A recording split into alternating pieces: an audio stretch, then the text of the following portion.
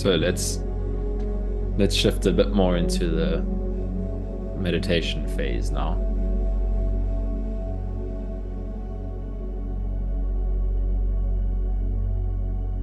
And remember, we don't suddenly have to put on this mask of seriousness as soon as it comes to meditation. Like, oh, and it's meditation now. We have to be,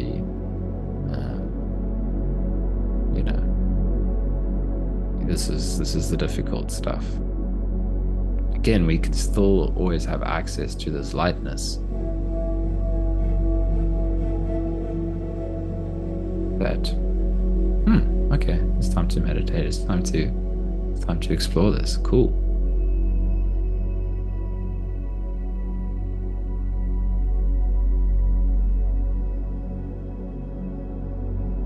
You don't have to be doing anything else right now. You don't have to be checking emails or worrying about somebody. You're gifting yourself this space of total rest.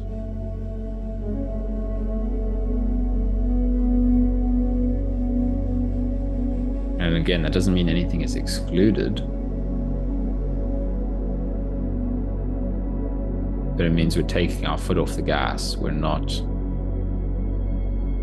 pushing harder.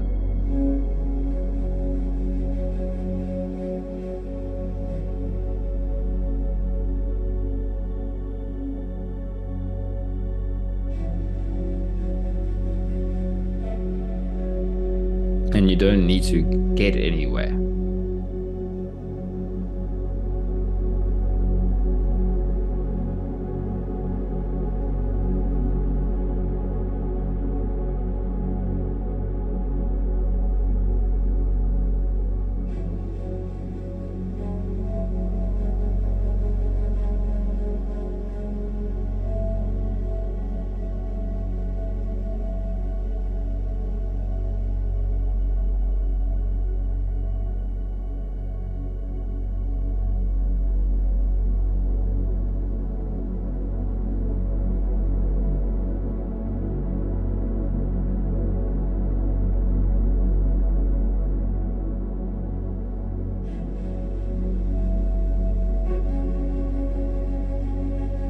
You're simply putting aside all agendas.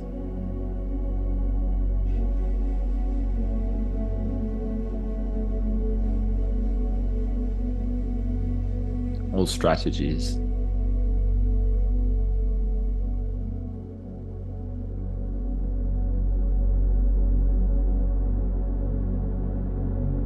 All needs to get away.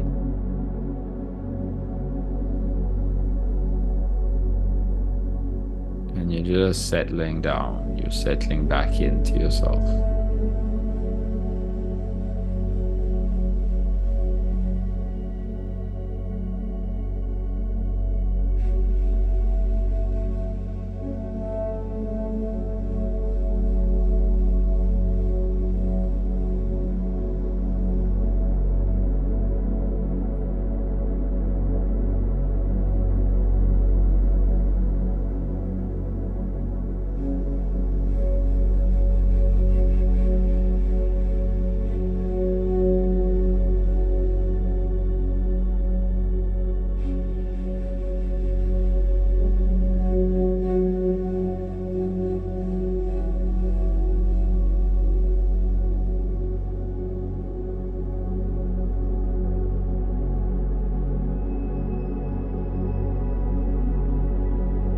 You're exploring a very profound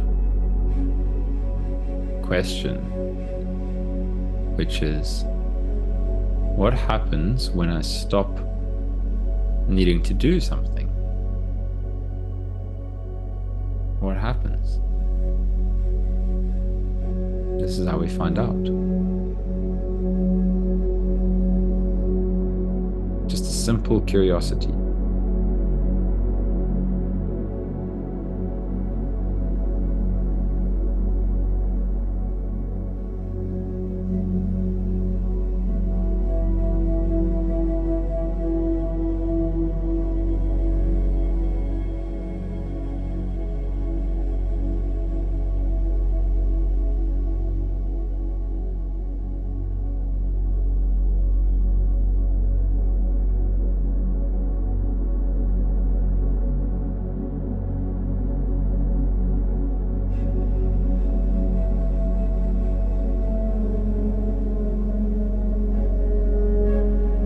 how can I allow myself to experience this a little bit more?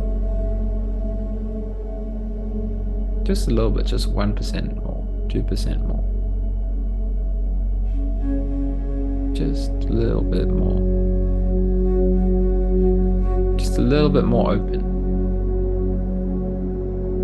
What would it mean to just be a little bit more open?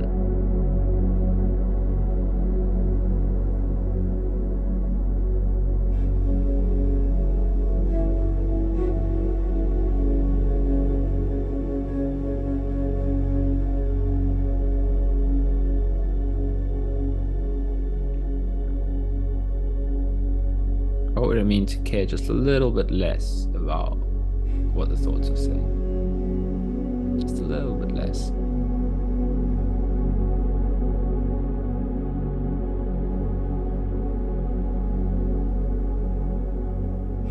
What would it mean to just have a little bit more acceptance for exactly where I find myself in my life currently? And everything that comes with that. Okay, you don't have to accept it 100% just yet. What would it mean to just accept it a little bit more? Just a little bit more acceptance for exactly where I find myself. A little bit more trust that this is okay. That where I do find myself currently in life is okay.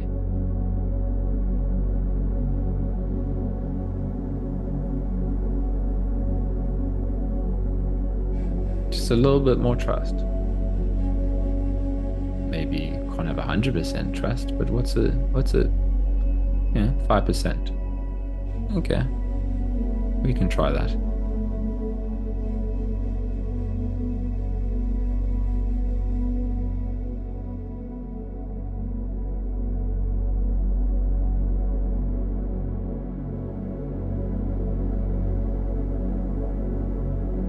A little bit more appreciation.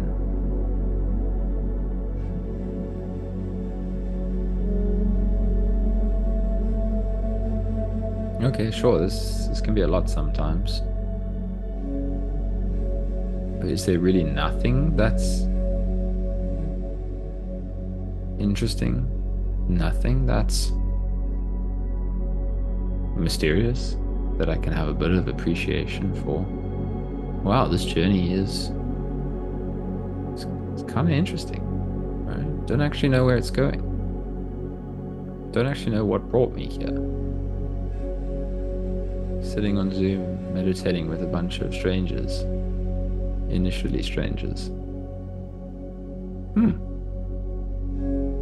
What a strange ride I find myself on.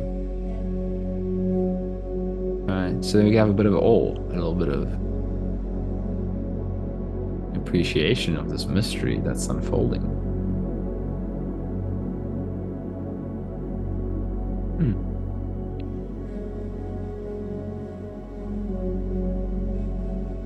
What's it like to be a little bit less attached to problems?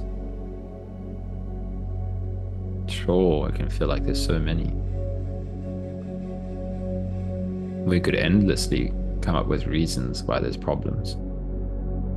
That's not what we're here for. So just what if we loosen our grip a little bit more on that perspective?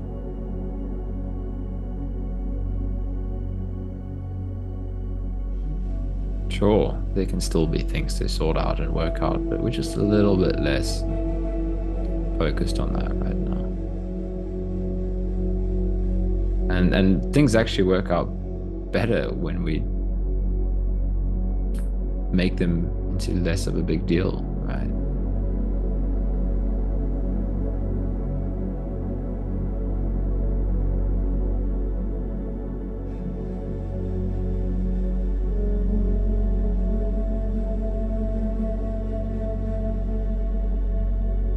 What's it like to touch into a little bit more love and compassion for yourself and for everyone. Everyone you come in contact with. They're all on their own journey of suffering, even if it seems very different to yours. They're all on their own path of experience unfolding and everything that comes with that. And yourself. And can you have this compassion and love for yourself and your own experience and your own unfolding?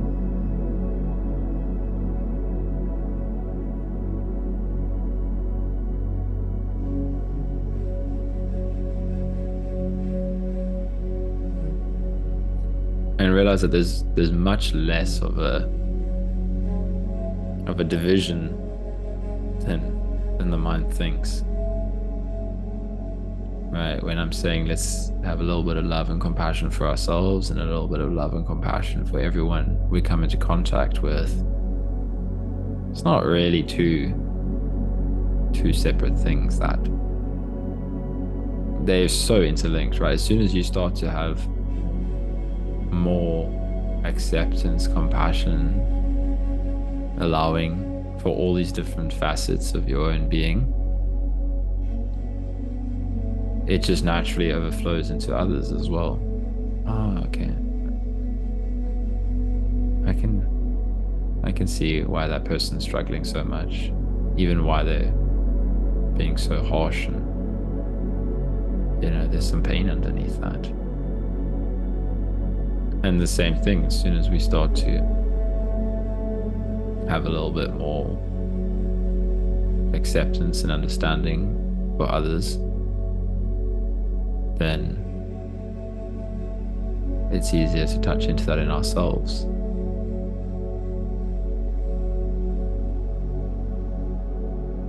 As soon as we judge and criticize, you're going to reflect that back onto yourself as well. Then you're going to judge and criticize that part of yourself that you see in someone. That's often why we need to judge and criticize it, because it's like, I have that, but I'm keeping it hidden.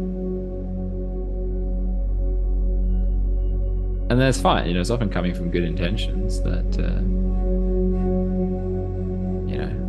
it's maybe not the best to project certain emotions onto others, but to see that we all have a bit of it in us. And it's one thing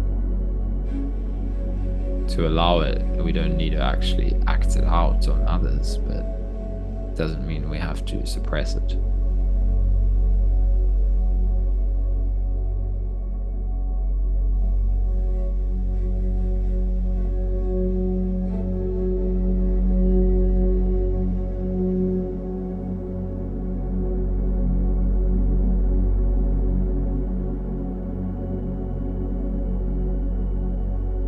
So can you see the beauty in this journey as well?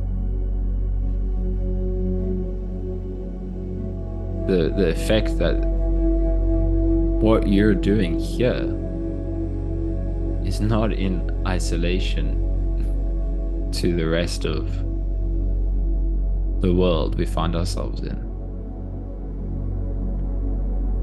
It has a ripple effect.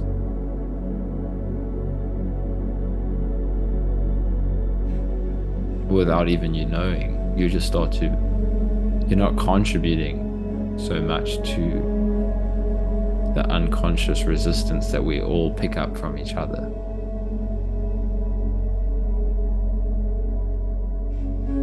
So there's a real beauty in this space.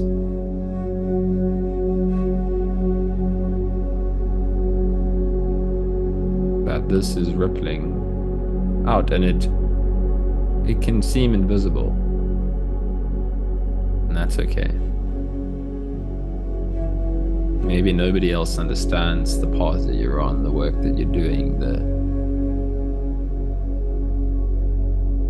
the spaces that you're exploring. And that's okay. That's why you come here. because there are others that are doing the same thing.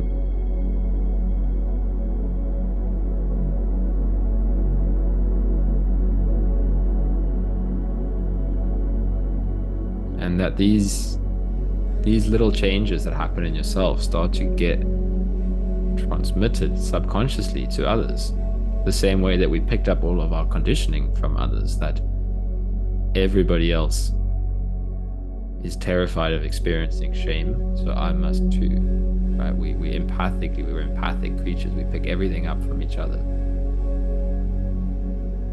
and we can't hide as much as we think we can. The mind thinks it's so good at hiding what's going on inside as we portray something externally. But there's so much transmission going on. And then it's beautiful when this starts to shift, right? All these little changes that are happening in you, that's going to get transmitted outward into everyone you meet.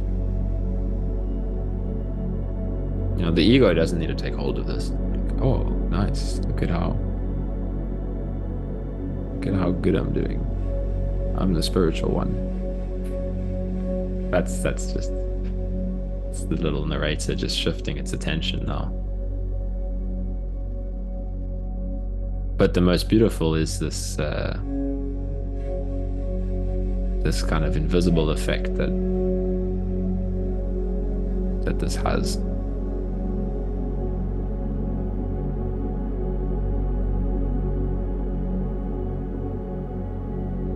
So remember that this isn't happening in isolation.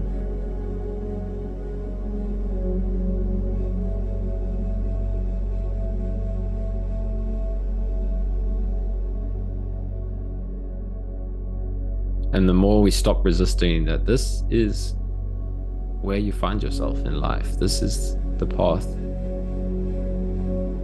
that you find yourself on,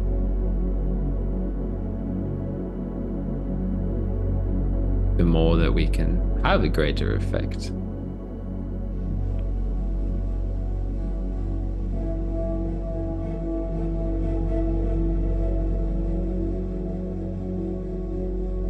So the only reason I find myself here able to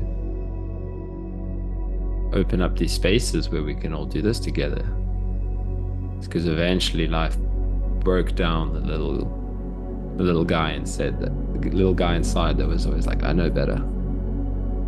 I know where I should be going. Life was like, no, we're going somewhere else, my friend.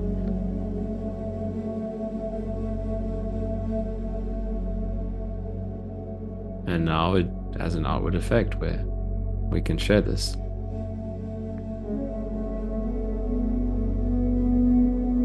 I can share this with you, and the same is happening in your experience. It doesn't have to look the same way it is for me. Absolutely not. It will just, you have your own natural inclinations, and that's beautiful. That's what starts to come online. And again, as we loosen the grip on the mask, the inauthentic self, whatever is naturally right for us will start to come through more. And it can take time to play out. It can feel disorienting at times, like as we're losing the old, there can be real spaces where we don't quite know what's in between, but we just keep trusting, and it will start to find you whatever needs to.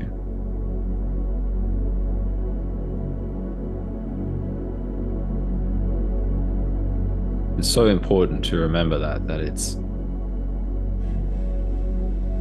not about anybody else's journey. It's so beautifully unique, and it's so beautiful that it is so unique, because nobody else can share what you can share. And maybe your sharing is not even going to seem like it's sharing, but it's just you being you. in whatever way that looks, that's your gift.